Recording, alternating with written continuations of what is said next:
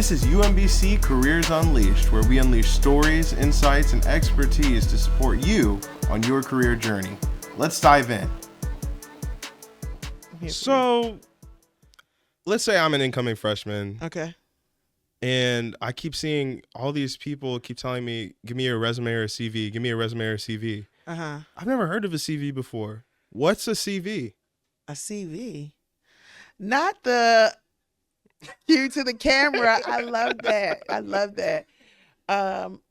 So they're both documents. Right. And we just came out of our, podcast episode where we're going beyond the resume. CVs are beyond the resume. So here's the way I would describe it, right? And there are folks who, this is my layman's terms.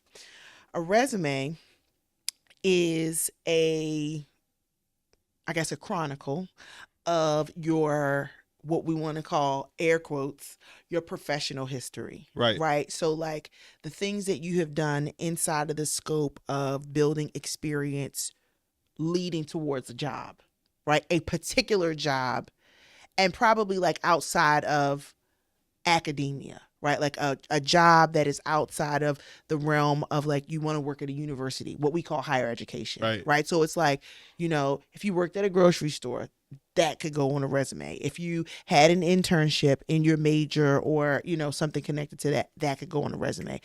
If you did something in the classroom that is directly related or connected to the job that you're applying for or a job that you're in pursuit of, that could go on a resume. Boom. Now, CV to me is a chronicle of your academic history and experience, right? And so usually people use CVs when they are a couple of things.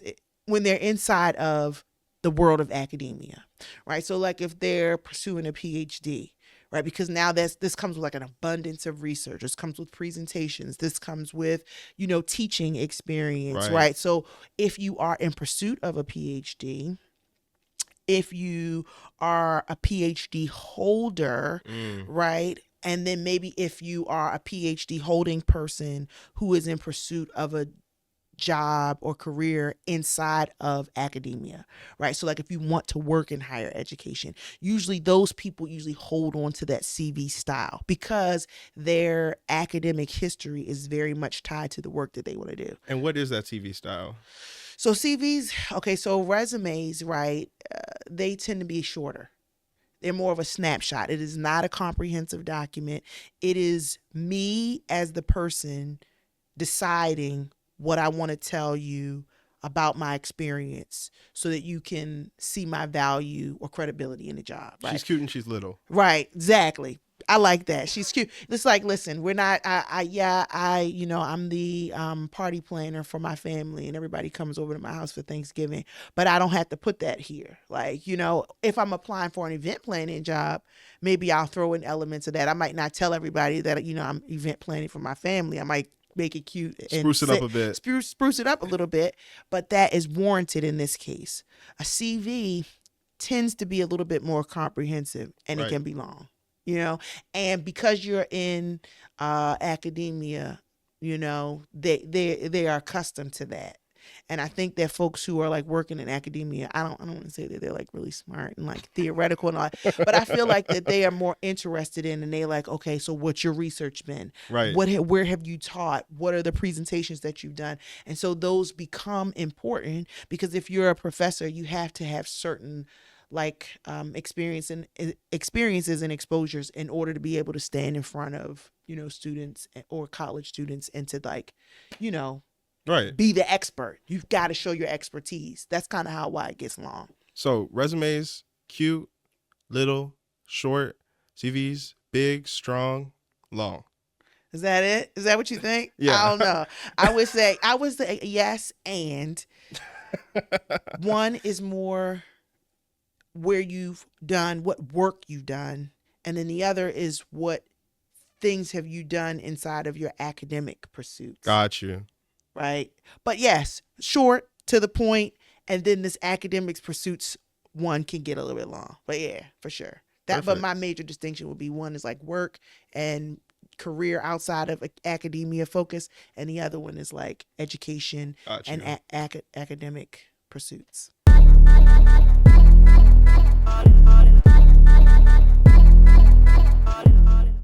Okay. I So- know this, I'm feeling very sage-like. Like Yeah. I feel like I'm an expert. You're about to like ask me something that's going to make me dig my feet all the way into my career coach Bag. But I was trying to say briefcase, even though people don't really wear those anymore, do they? Hold up. We can bring it back. People wear briefcase because I was going to say, I was like, well, if I'm a professional, I shouldn't say my bag, right? I should like think of what's the professional bag in my laptop carrier. Okay, go ahead and ask me. So let's say, again, I'm an incoming freshman, right? I've never written a cover letter before, but oh my God, they keep asking me about cover letters. What do I do? Well, you need to get a briefcase. That's the first thing you need to do. Because what are you going to keep? Where are you going to keep your cover letter? Right. So that's the first thing, that if you ever want to write a cover letter, you must have a briefcase. No, I'm just kidding. I'm totally joking. Okay. So cover letters. I feel like here's the difference, right? Because we can't talk about cover letters in isolation, right? Because it usually is coupled with a resume. Right. And the resume, if we had to pick between cover letter and resume, is like the premier document. And let's say The shining star. Maybe shining star. I think it just is what kind of comes first. Right. So like the resume is kind of like what gets you into the door. It's like, do you meet the minimum criteria for this job?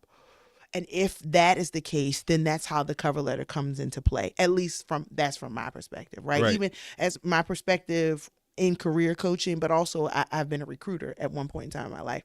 And so it's kind of like that cover letter now gives context or color, narrative, because it's paragraph style. It gives a narrative to some of the things that you have on your resume. All right, so now we're beyond the resume. We've stepped beyond the resume. A cover letter for me, I think what happens, it definitely should have some type of structure. Right.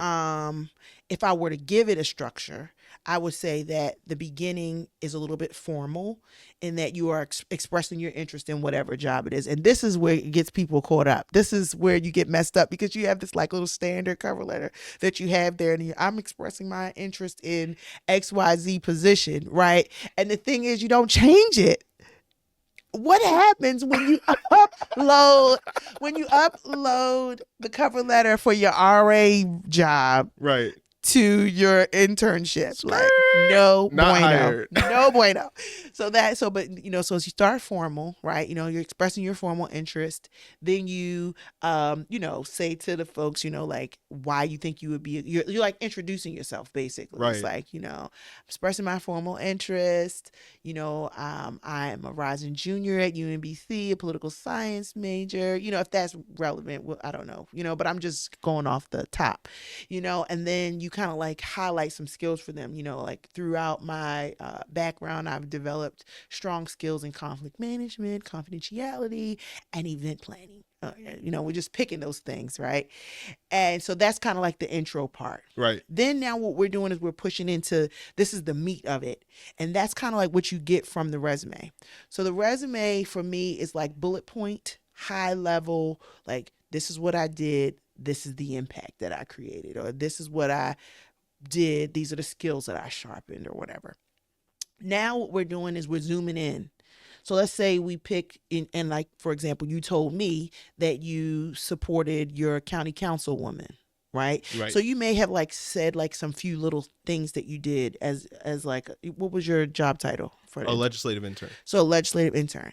Now here's the cover letter, right? It's like, as a legislative intern for county councilwoman XYZ person, I got the opportunity to do so and such and such and such. It was a really valuable experience, and it allowed me to be able to do blah, blah, blah, blah, blah, right? But in your resume, you may have had that position title. You may have had like some little nuggets, like bullet points, outcomes, things that you've done, but now you are contextualizing it. So if I were to liken it to anything, I would say it would be like the zoom out and then the zoom in, right? Like now we're getting detail oriented. So we have the introduction, you have like your like a few snapshots of experience. Right. And then at the end, this is where you like sell it to the people. You're like, and this is why I would be great. This is why I would be great because I did all of these wonderful things. And that is why I am perfect for this position. And I am looking for your phone call. Call me now. Now.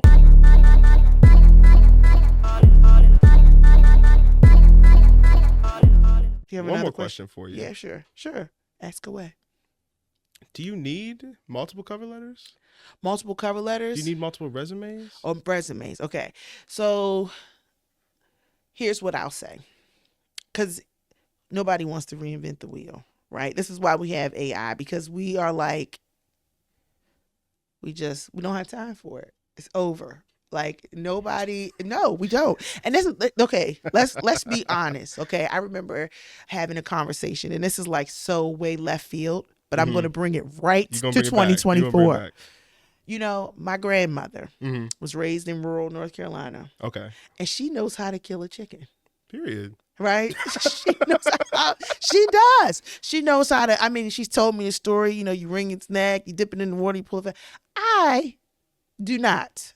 There's never been a time in my life where I needed to kill a chicken because the grocery store is across the street from my house. Okay? So we are not reinventing the wheel. Like the world is just getting, you know, where we're like trying to do things more efficiently and to save time. Right. So I say all that to say, I think that there should be for both cover letter and resume a core document. Right? Like, or a comprehensive document, something that you don't have to keep rewriting every time that you go to apply for a job, whatever, right? Like, this is the skeleton of my experience. This is the skeleton of my like professional narrative, right? And you might a cover letter might be a little bit different because there are things that you may choose to zoom in on. So we're just going to put that to the side for a second, but for the purposes of your resume, I think that you need to have like a core document, and then from that we can branch out. Right. And so I don't think that you do definitely, I think, need more than one resume if you are aiming to apply for more than one kind of job. So like in your case, you said that you have like several skill sets, so many different several interests, so many different things. Right. Or even if it was less nuanced, like if it wasn't like, you like, okay, music producer, policy analyst or maker, and lawyer, like those are way far. Right. But like, say for example, if you were a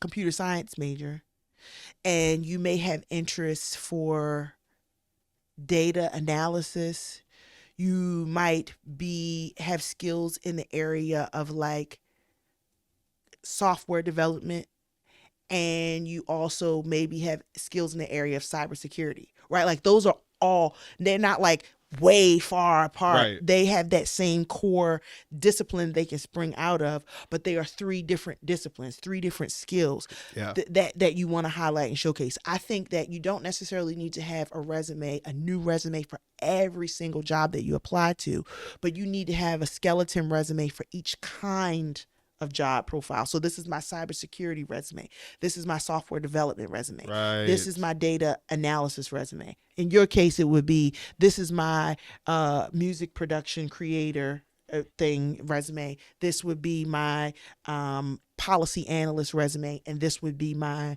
pursuit of like my legal resume. You get what I'm saying? Exactly. And then here's how you can make that even more targeted. Now, from those skeletons, right, those basic ones, if I were looking at a job description, right, like, and every job description is a little bit different.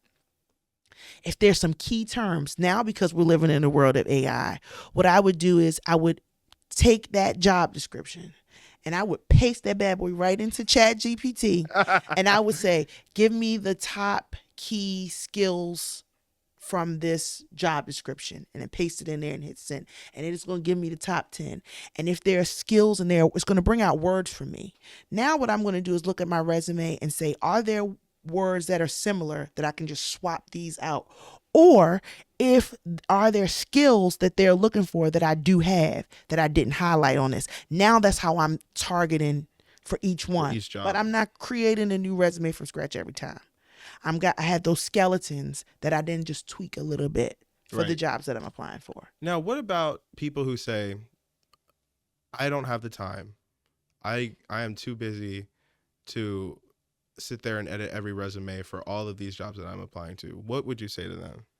Well, am I being myself? I probably would say, you got all the time in the world. To be honest, and that's not true. That's not true. You don't have all the time in the world. But like, if you are in pursuit of something, if it is important to you, right, then the effort that you put towards it needs to reflect that. Right. But there are ways to have time savers, right? Like we talked about AI, we could get like deep into that.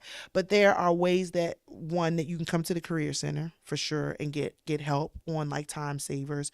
I can also help you with things that, you don't have to be concerned.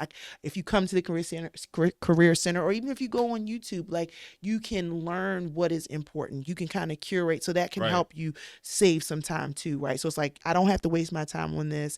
This is a way that I can make this easier for me, right? Like one of the things I think that's going away today is having the burden of wordsmithing, right? Like, look, now what I'm doing is I'm getting to this document and I'm like rough drafting, getting out of my mind, like taking my brain and putting it on paper. This is what I did. This is what impact I think I had. And then taking that rough bullet point or rough language and popping it into Chat GPT or some other your preferred style of AI, and Gemini. that can use that to wordsmith. Right. So that's for the person who says they don't have time, right? You use the conveniences and the technology that we have. Yeah, for sure.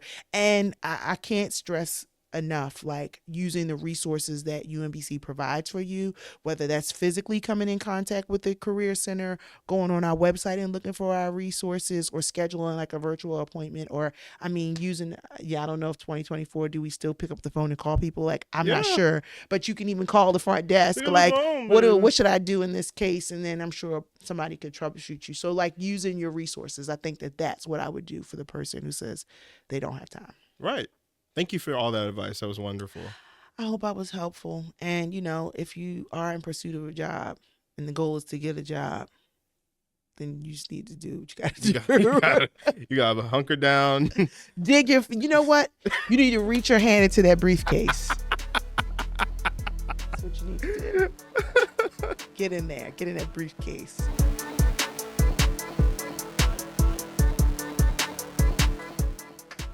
Reach your hand in that briefcase and grab it out. That's good.